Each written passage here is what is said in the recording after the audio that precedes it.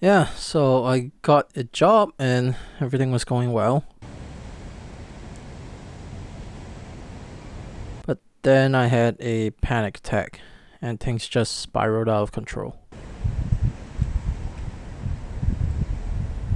Next thing I knew, I was on a rooftop at my car park,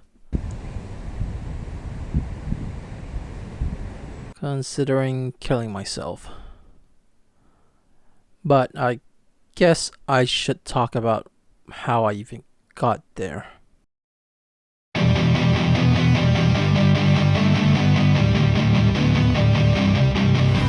Give me all the scars, I'm a human being. Cover them with tattoos so you can't see.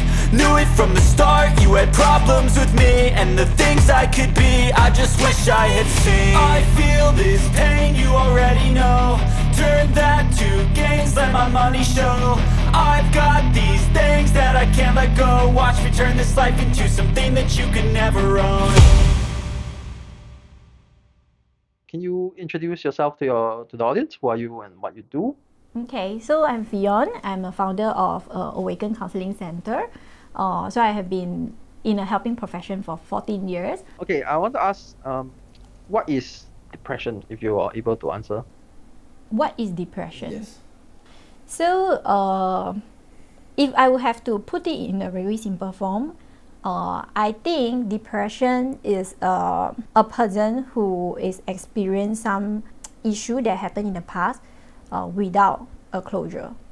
So usually people who feel depressed, they felt that something, usually it's caused by like something happened in the past, and then they ended up blaming themselves or feeling very guilty or very bad about themselves.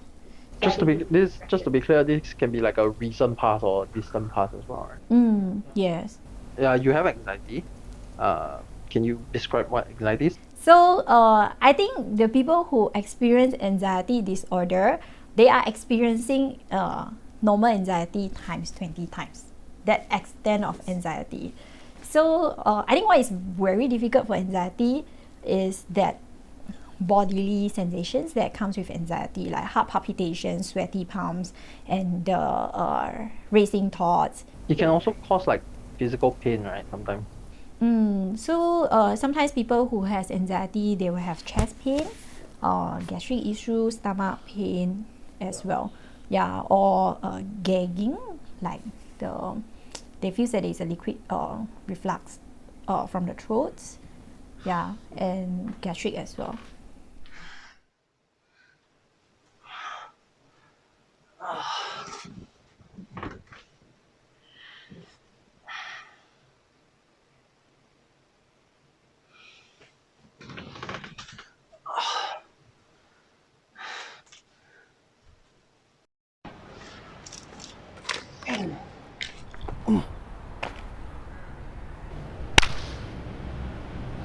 Sing clap. Oh my god, it's so hot. When I was 19, like most Singaporean men, I was conscripted into the Singapore Armed Forces. And the moment I entered, I had a severe mental breakdown. When I was 20, I was diagnosed with bipolar disorder, anxiety disorder, but given the symptoms, I probably had the condition since I was 5. So pretty much my whole life. By the time the army did anything to help me, it was too little too late. Because of the stigma and the culture, I was often accused of malingering, faking it. Basically, because I look fine, I'm not considered sick. And by the time I left the army in 21, I couldn't hold down a job anymore. I couldn't work full time. I couldn't go to school full time, or even part time for that matter. I couldn't hold any long term commitment because I would enter into these crippling panic attacks that spiraled into suicidal depression over and over again for years. So I decided to take time off to recover, to heal. I saw therapists and doctors, And 1 year turned into 2, 2 years turned into 3, 3 into 5, and 8 years later, I was finally deemed stable by my therapist and my psychiatrist, and I felt stable. But what I didn't realize then, stability and healed and cured aren't the same thing. Earlier this year, I took up a new job, and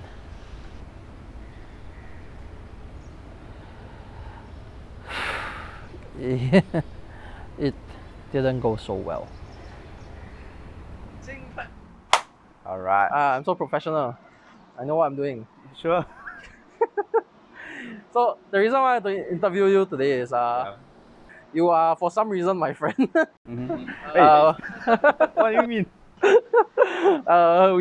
We were colleagues, creative partner, and for a very short period of time you were my boss. Yes. For a very, very short period of Feels time. good. You were my boss when I had my breakdown. Yeah. And what was it like when I called you that day? Oh damn. So that day, I received your message about, what was it, 7 plus? I think it was 7 plus. Yeah, I just woke up. I saw your message. Call me as soon as possible. I think I would need to leave the company. Yes. I was like, damn. Right. And why it was more surprising was because it was literally your second day. Yeah. Your second day in the company. So I was like, what did I do? What did I do to fuck you up so badly? Honestly, you didn't do anything, right? Yeah, no, but But at the time when I got the message, the first thing I thought is, shit, what did I do? Right? And secondly, shit, is Aiden okay? So you first. Me first. Me first. So I called you at was it 8:30? I think Around there, yeah. I think 8:30. And you sounded like you were dying. Holy shit! It really sounded like you were dying. I almost asked you whether you you need me to head down. But then although you were like quite out of it, it also seemed like you were still somewhat there. Yeah. So you explained to me what happened, right? That you spiraled into a panic attack. Yeah. And there were some moments in time where you wanted to commit suicide. Yeah. Or more like you called the suicide hotline. Yeah. But more of, okay, so firstly, are you okay, right? So I think I asked you, that was my first question. And secondly, how can I help you?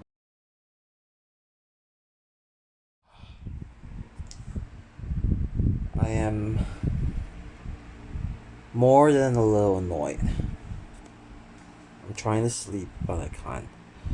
I'm having an anxiety, panic attack episode. Never had a panic attack before. It weighs on your heart. It's like a vice trying to choke you out of your breath. And it's not fun. It's heavy and really uncomfortable. It's not as bad as a full attack, but it's making it really hard to sleep. Maybe it's because of my new job, not used to it. I'm new job stress, but I'm worried that if this anxiety keeps up, I won't be able to keep doing my job. I hope this is just a first week thing. I guess I should just get into it. Sure. So can you introduce yourself, what you do, who you are, and your conditions and stuff if you're comfortable with it? Sure. My name is Marie Howald. I live in Denmark, in the capital of Denmark. That's called Copenhagen. I am an author, and I have a degree, a master's degree in English studies and religion, and I used to work as a translator and a teacher for a while until 5.5 years ago when I got a concussion, which, as concussions go, was supposed to go away. It wasn't very dramatic or traumatizing or anything, but it turned into a chronic illness called post-concussion syndrome, or PCS. I usually try to explain it like I'm like a very old cell phone. I work perfectly, 100%, just very short periods of time. So I need a lot of breaks during the day where I just lie in my bed, listening to some audiobooks, stuff like that, and I can't work full time. So now I actually work part-time in a shop that sells art supplies and fountain pens and things like that, and it's a pretty good fit for me, actually. I was actually doing research for this video. One of the things I come up with is that Singapore healthcare is very what they call utilitarian, which is functional. We try to put everyone back into society. And the thing is, I find that when they say put us back into society, it's put us back into what is considered normal for society. But that means like people like me who might not be able to go back into the normal society don't have any society to go back to by the definition. Do you think that we should expand that? Like, can we open up jobs that are not considered like 9 to 5 or things like that? I'm not sure, but I think with COVID moving, the job become a lot more flexible. So the traditional 9 to 5 job become less attractive. It also kind of like less attractive to the people in general. Like I think the people nowadays, they prefer more flexi work hour kind of job. And I think because of COVID, it's kind of like forced the company to rethink what its job design should be. Have you experienced any sort of like a systemic help from Denmark in, like, say, getting back into work or getting a job after your PCS especially? And did they actively help you to actually get back into society in a way that's good for you, instead of just throwing you through programs or something, like maybe even tangible financial benefits or aids and those kind of stuff? And I've been through various programs, but the best one was definitely this institute that deals with brain damages, brain injuries, post-concussion syndromes, those kinds of things. That was where I had some group therapy with other people who had PCS, because even if it's not a mental illness, it's still kind of hard to suddenly find that you can't work, you can't visit your friends, you can't watch TV, for instance. All the things you used to, they just disappear. But they actually helped me find the part-time job that I have now, because there was a consultant who had to do with getting people back into to jobs, and they found this place. I actually knew of the shop because I am very artistic on the side and draw a lot, so I thought that might be a fun fit. That's then, to begin with, it was just an internship, but at this point I am employed regularly. But I also still get some benefits because I can't work full time, and at the moment I'm working on getting a so-called flex job, which means that I work as many hours as I possibly can and still function, and then I will get the salary from the healthcare system as if I were working full time. Well, with your experience now of that, right? Yeah. Would you have hired me again under similar conditions? I would have still hired you. Obviously, we will look at the positive side, right? Yes. Like what can Aiden bring into the company? What are his skill set? And then afterwards, then we consider, okay, if I bring Aiden in, what if this happens, right? How will it impact our workflow? And will it be so detrimental that I should not bring him in, right? And the answer was that whatever you could bring in outweighs any negative or potentially negative effects of your condition. But was it known that like if something that had happened would happen, right? You have to cut off at any point. Honestly, no. I thought that if okay lah, I would say have a little bit, right? Because I knew that if you did have an attack, I will need to let you rest maybe even an entire month, right? That one I know. So if that happens, right, then okay lah, you go and take your break. Then whoever that's left in the company will just take on the responsibilities that you had lah, right? But there was not much thought given to, okay, if Aiden has a breakdown, means he immediately has to leave. Yes. Yeah, that one I didn't. Yeah, That one I really didn't expect it as well. Yeah. It was really out of the blue. Because what I thought was that, okay, if anything happens, the company will support you. Then we'll just see how it goes. Yeah. Right? It's like kind of a wing it. It's a okay, we wing it, yet at the same time there is a plan such that everybody else can tank your stuff. Do you think like the winging it part is kind of like a cultural thing? Like because we don't really know how to handle people in my conditions as well. I would say any company in Singapore will be like that. Yeah. I would say. Because there's no like playbook. Yeah. Should there be a playbook? There's no playbook that the government gives you, right? Yeah. That says, okay, if your employee has a panic attack, what should you do? There's no such thing, right? I don't think so. If I'm not wrong. I don't think there is one. Should there be a playbook? I would think so, because I don't think most people will understand will react like me. Yes. Or not just that. I don't think most people who are having an attack would know what to do, like myself as Also well. true. Yes. Also true. Because Also I true. have an entire list of things that I have to yeah. go through a checklist. It's like the worst circumstances, but with the best best. best outcome out best of the outcome, best, the yes. best outcome out Of of a the worst worst circumstances. Yes, correct. That's exactly what happened.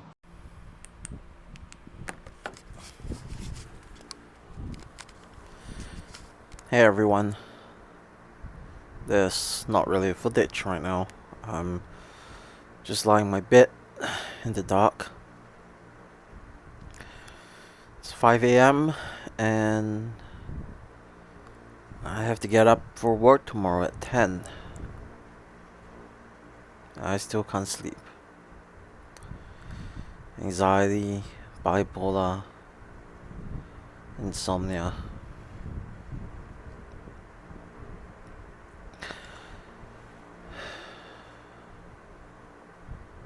I'm afraid I might have made a mistake. I might not be well enough to hold down a full-time job. People ask, and I do get questions like these, that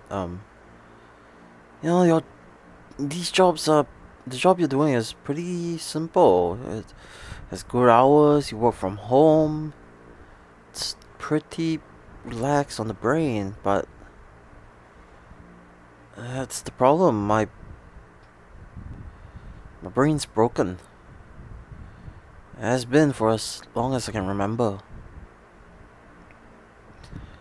No matter how easy, how chill a situation is, I am constantly reminded that a part of me is broken, and I might never be able to fix it. I really want to keep this job. I want to be able to do something. There are countries where people in my position are considered disabled. You just don't work full time, But here in Singapore, it's not really an option. The dumbest thing is, I'm actually doing really well in my work. Everything is good. And yet, I have a really good friend. But bipolar and anxiety together is really fucking serious disorder, and it breaks people's lives. I have to pretend. I have to pretend I'm fine. I don't even know who I'm talking to. Nobody watches my videos, so this is just for me. Future me. I'll keep fighting this for as long as I can. Because I do love living. I do love being alive. I will lose to this illness.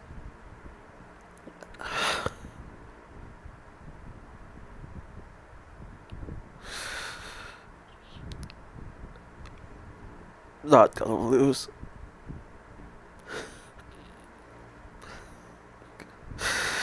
I could really use help sometimes.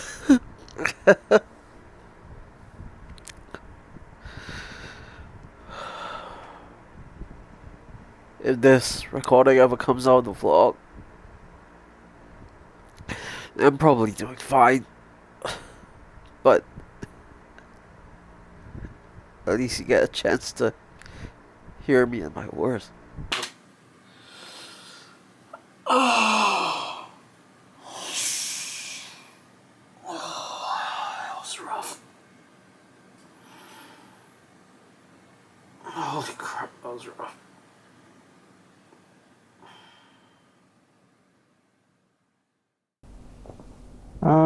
Sure. So we were at question 2.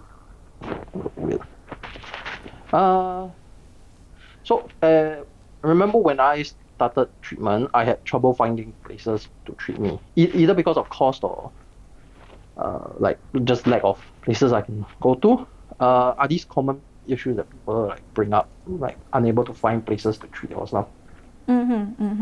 So I think answering your question, yes, I think generally people takes a while to come in for service and seek help.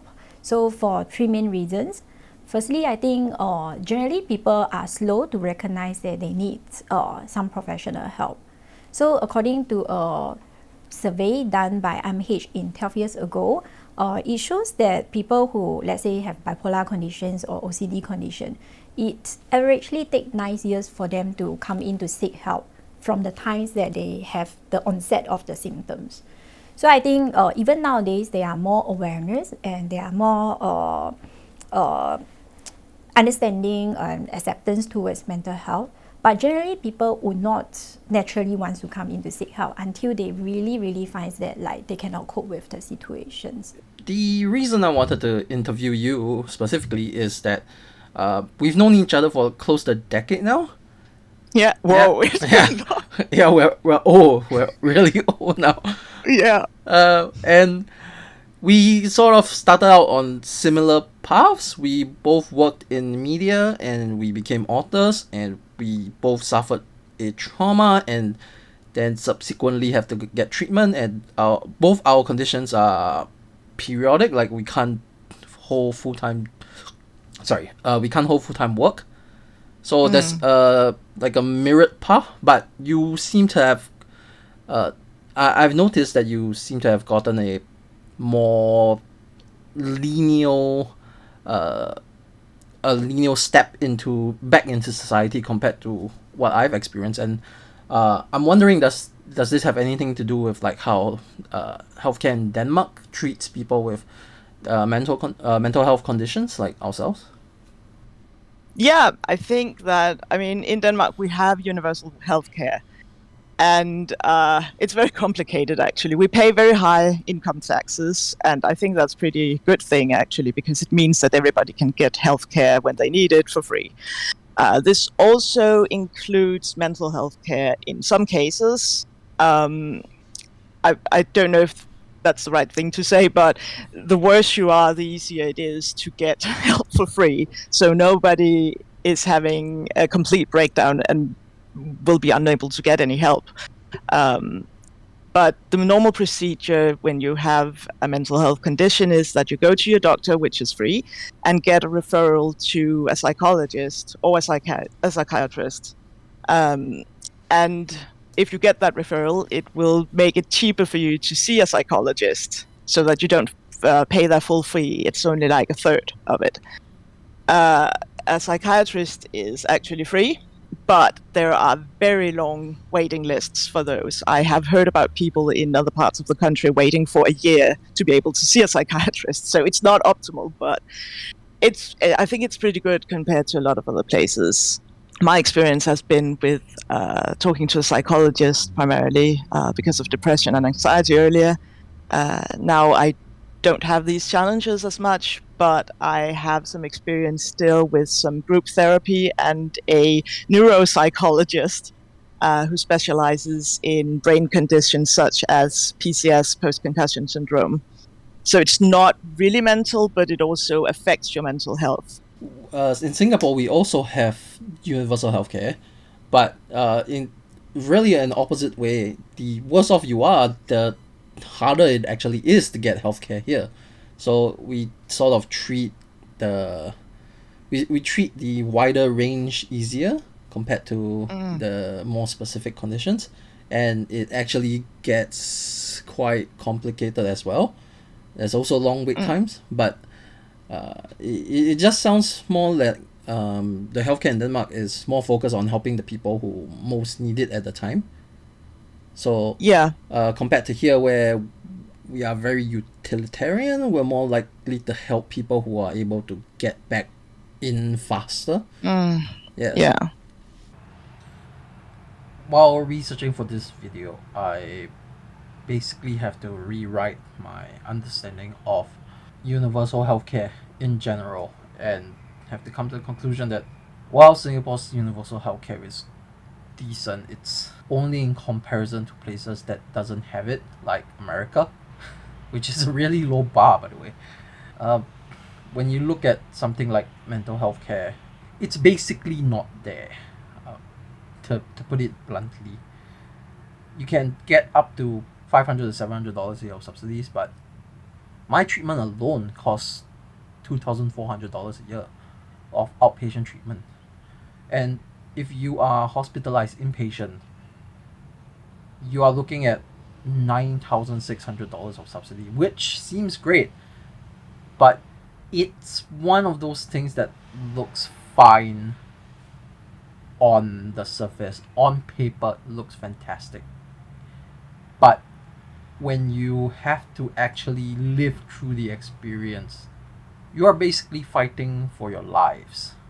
And you have to weigh the finance of it. Like, I might die. Can I afford to get treatment? The economics of free healthcare aside, shouldn't we as a society, as people, as just general human beings, make it so that the question of whether or not I want to live or die of an illness not be a thing at all? Like, just nobody should have to answer that question or even ask that question. Do you think that directly financing and benefiting people like me with just straight up subsidy is better to help them? So actually, I don't have a straightforward answer to this. I think firstly because the government has to do a job to kind of like understand what's the needs of the people who suffer from mental health.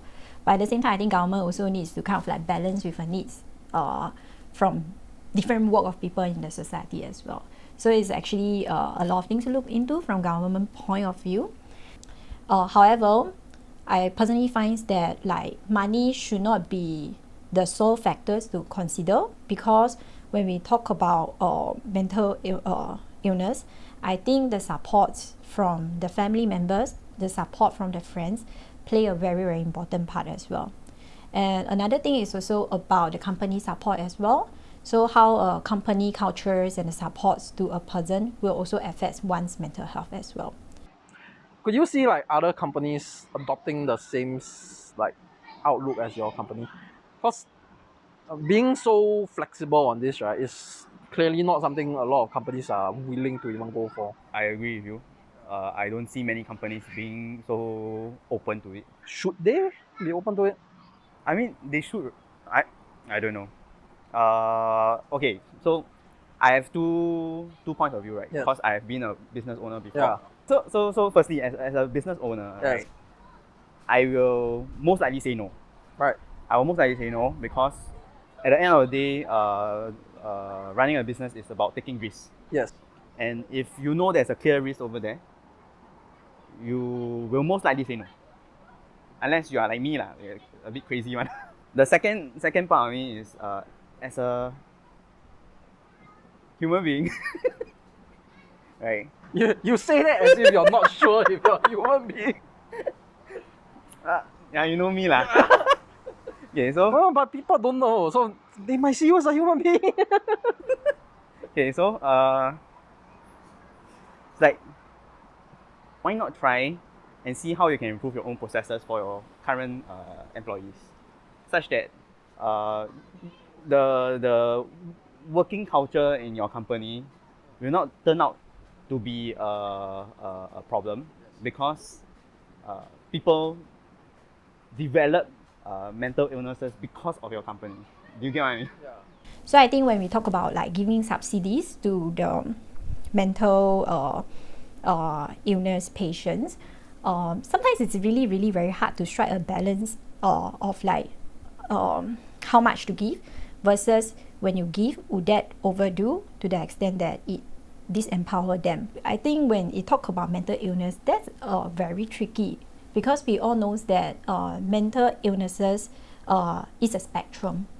So for the people who is high functioning, they can be on medication for certain mood issues, but they can still function as per normal people. They can hold a professional job and then going through life as per normal.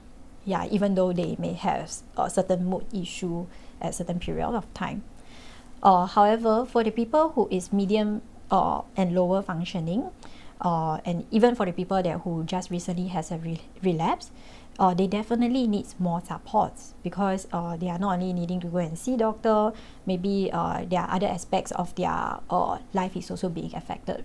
If all the mental health aid was removed from your system, would you be able to return to society the way you have now?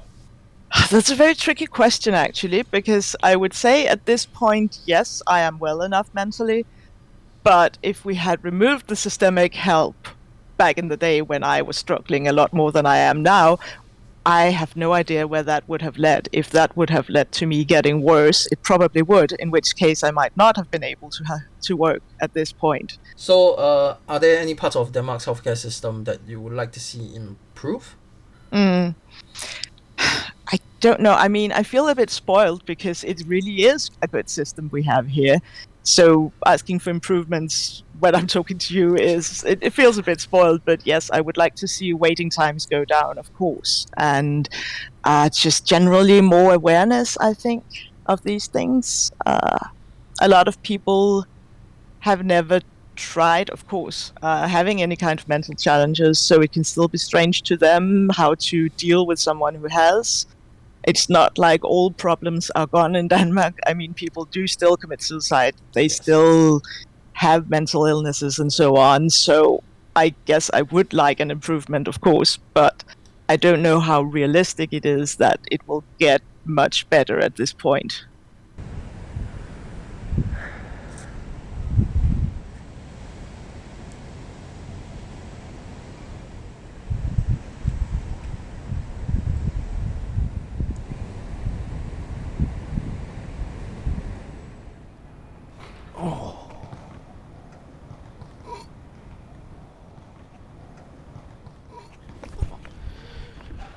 Damn. over the past 10 years, I've come up here to run through the exact scenario about 12 times, and it doesn't get any less pain-shittingly terrifying. Yep, nope, still scary. Which really goes to show that depression doesn't make a person want to die. It's just that your brain chemical is forcing you into it.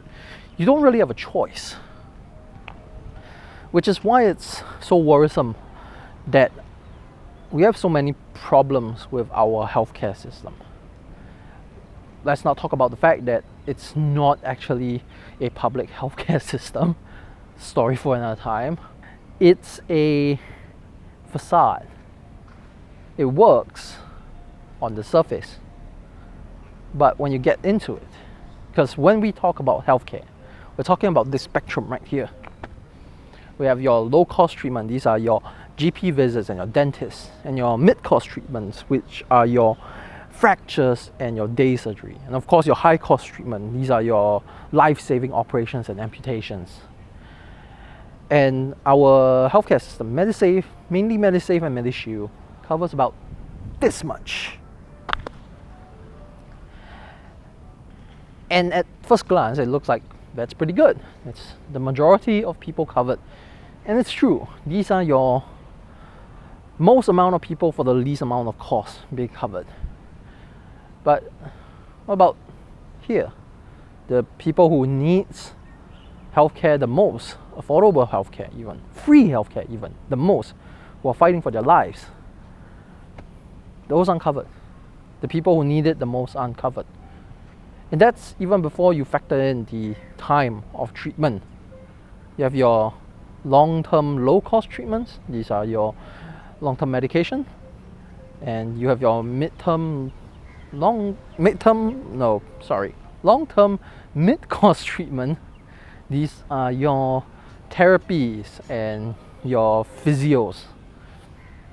And of course, finally, you have your long-term high-cost treatments. These are your permanent disability, your wheelchairs, your caretakers' fees. And then you realize we cover about like this. These people are the most vulnerable in our society. They are the ones who need the most help. They are the ones who are least likely to have money. And we are failing them. You also realize that mental health care is all of that. Your medications, your counseling, your suicide prevention, your suicide rescue and institutionalization.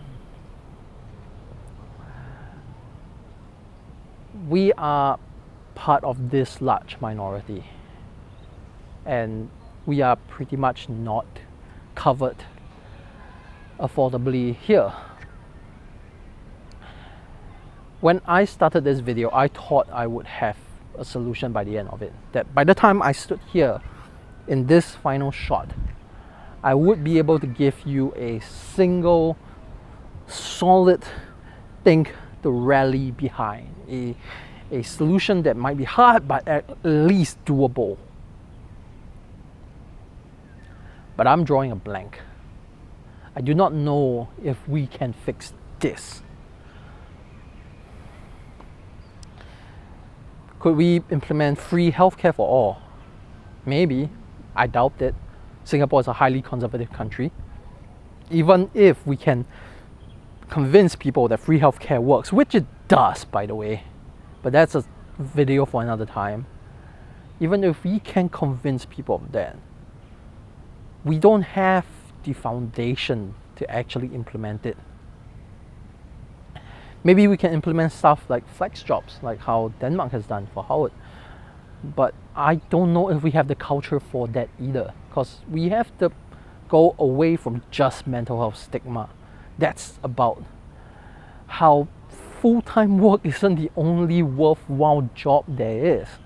And I don't know if our money-centric country can ever get over that.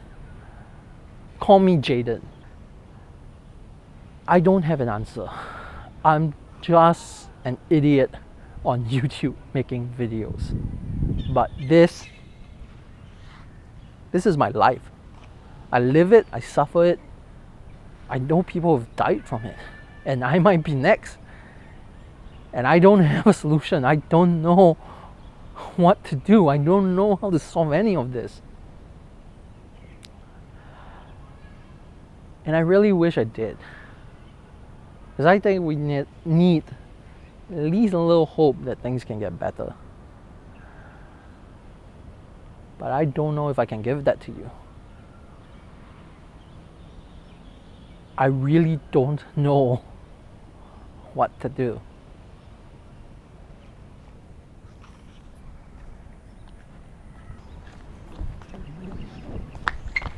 Actually, there is one thing that we can do. 跟我谈话要排下来啊。对，因为这个是正经事，这个是做什么的啊？这是录音的。什么事？我辞职了，拜一下班后，我的脑，不是这种是很多种问题的吗？我的很严重的，其实、我的是非常严重的。到底是什么问题呀、我有一个叫做 bipolar disorder， 所以我需要跟你讲先啊，很重要啊。我找不到正常工，我不能做正常工，不要为我而做，你懂吗？就是我跟你讲，就是所以说你的头脑啊，就是这样哦。我知道你的个性啊，你很多东西哦都收起来，怕我们担心啊，又怕我们花钱。你照你的我是 OK 的，怎样都是support你的。这样你要怎样医你自己呢？医生医不到哦。没得医。没得医。这个就是我的正常。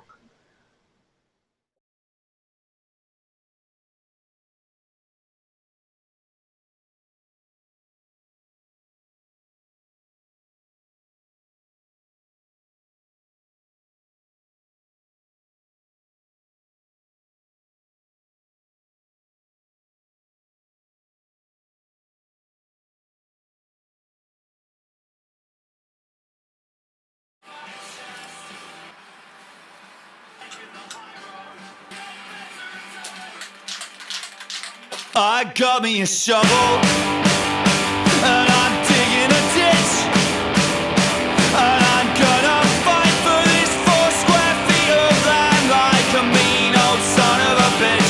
I got me a future, I'm not stuck on the past, I've got no new tricks, yeah, I'm up on bricks, but me, I'm a machine and I was built to last.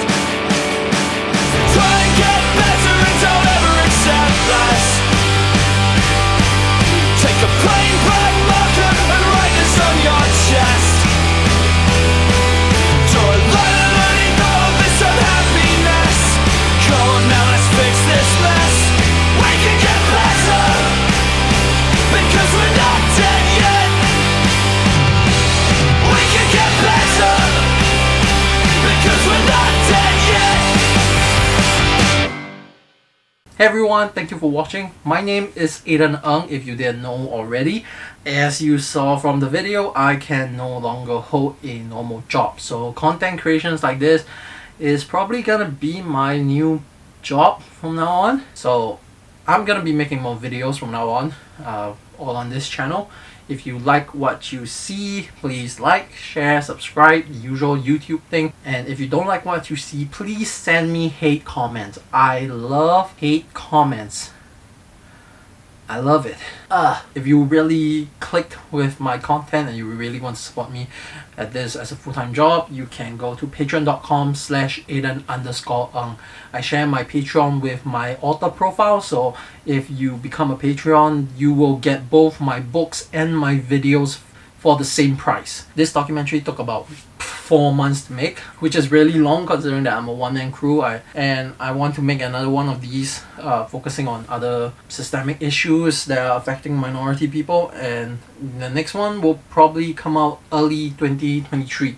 Since it won't be focusing on me, it'll take more time to produce. I'll have to find interview subjects and I already have a idea of what I'm gonna do, so look forward to that. In the meantime, between this video and that video, I'll make shorter 10-15 minutes content, probably educational.